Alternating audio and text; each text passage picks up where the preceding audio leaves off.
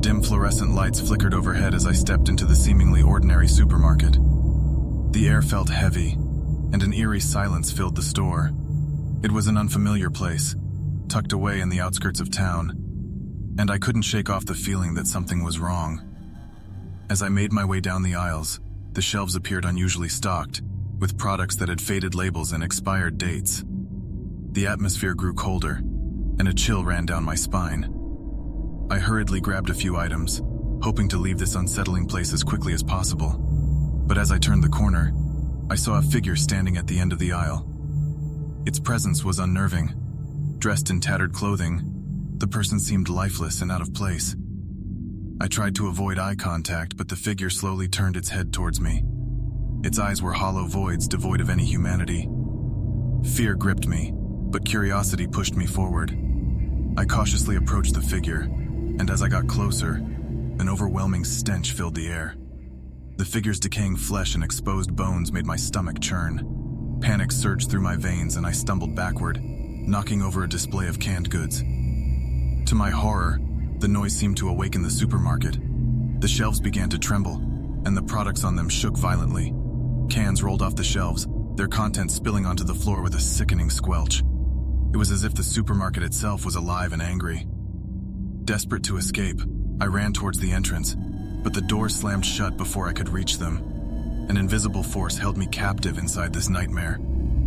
The supermarket grew darker, and the flickering lights cast strange shadows across the walls. Whispers echoed in the distance, sending shivers down my spine. I stumbled upon a back storage room, hoping to find an exit.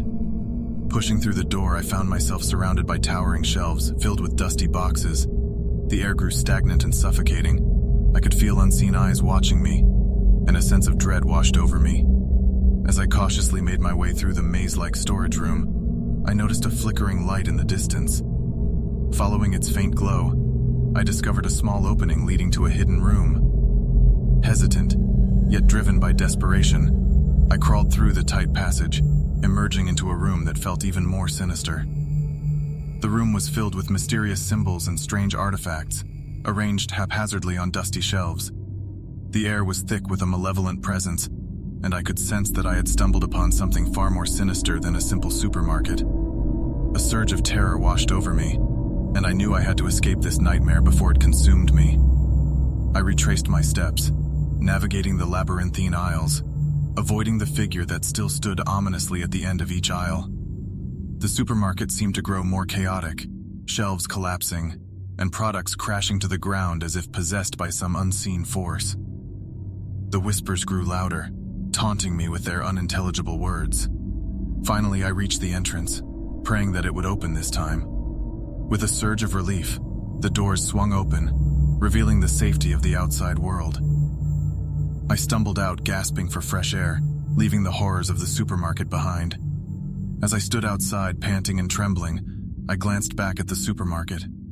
It stood there in silence, its windows dark and foreboding. It was a place I would never forget, a place where nightmares came to life. And as I walked away, I couldn't help but wonder how many others would fall under the sinister spell of that creepy supermarket, forever trapped in its twisted reality.